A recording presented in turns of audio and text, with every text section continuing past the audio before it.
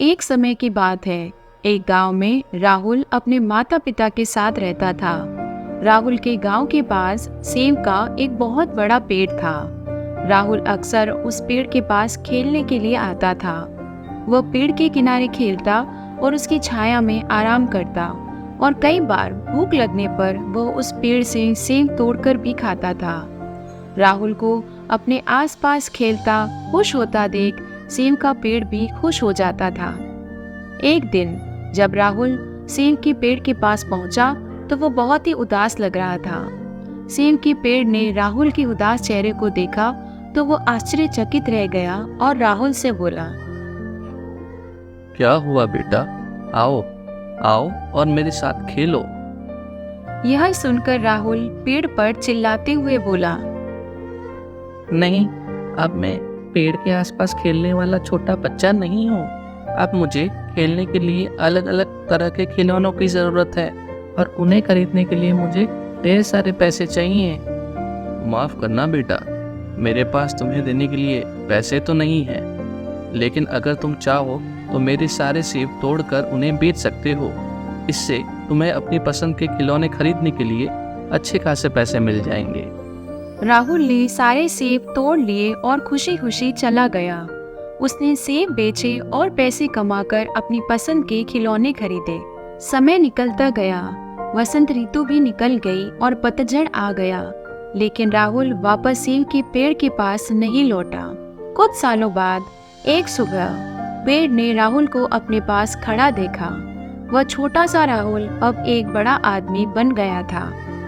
उसे देखकर पेड़ ने कहा, आओ बेटा, आओ और मेरे साथ खेलो। मैं खेल नहीं सकता, अब मेरा परिवार है, हमें रहने के लिए घर की आवश्यकता है। क्या आप मेरी मदद कर सकते हैं?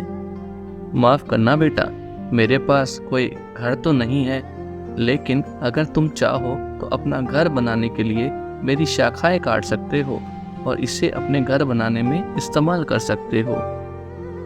राहुल ने पेड़ की सभी शाखाएं काट दी और खुशी खुशी चला गया।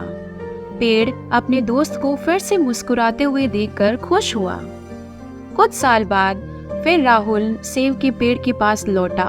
उसे देखकर पेड़ मुस्कुराते हुए बोला, आओ बेटा, आओ और मेरे साथ खेलो। मैं अब बूढ़ा हो गया हूँ और कुछ समय दूर समुंदर की सैर करते हुए और आराम करते हुए गुजारना चाहता हूँ, लेकिन उसके लिए मुझे एक नाव की ज़रूरत है। क्या आप मुझे एक नाव दे सकते हैं? पेड़ ने मुस्कुराते हुए राहुल से कहा, अपनी नाव बनाने के लिए तुम मेरे तने का उपयोग कर सकते हो। राहुल ने पेड़ के तने को काट दिया और उससे एक नाव बनाई, और उसके बाद वह नौकायान पर निकल गया और लंबे समय तक वापस नहीं लौटा। आखिरकार राहुल कई वर्षों के बाद वापस लौटा। उसे देखते ही सेब का पेड़ बोला, माफ़ करना बेटा, लेकिन अब तुम्हें देने के लिए मेरे पास कुछ नहीं है, ना ही सेब, ना शाखाएं और ना ही तना। कोई बात नहीं, मेरे पास भी काटने के लिए दांत नहीं है और मैं पेड़ों पर चढ़ने के लिए बहुत बूढ़ा हो चुका हूँ।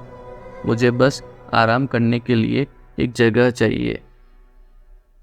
सेब के पेड़ ने उत्तर दिया, पुराने पेड़ों की जड़ें सहारा लेने के लिए अच्छी जगह होती है बेटा।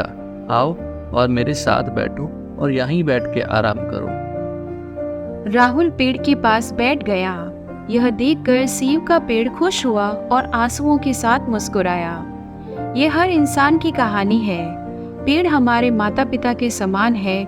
जब हम छोटे थे तो हम उनके बिना अपने जीवन की कल्पना भी नहीं कर सकते थे, लेकिन जैसे जैसे हम बड़े होते हैं हम उन्हें छोड़ देते हैं। चाहे कुछ भी हो, माता पिता हमेशा हमारे साथ रहेंगे और हमें खुश करने के लिए सब कुछ देंगे।